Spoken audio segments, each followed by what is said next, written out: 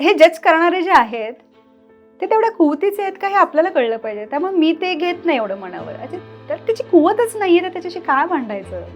काय त्याला ते ज्ञान द्याल? आपण एवढे ज्ञानी नाही की ते जाऊन त्याला ज्ञान दिलं पाहिजे. नो, तुमचं मत आहे, ओके, तुम्ही मांडलं, थँक्यू सो मच.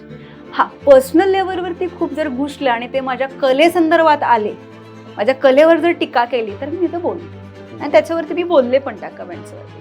ती बोलले, लोकांना ते पटलं पण. आणि काही लोक असं त्यांना कळतं की आपण चुकलोय, माघार घ्यावी, माघारही घेतात ते.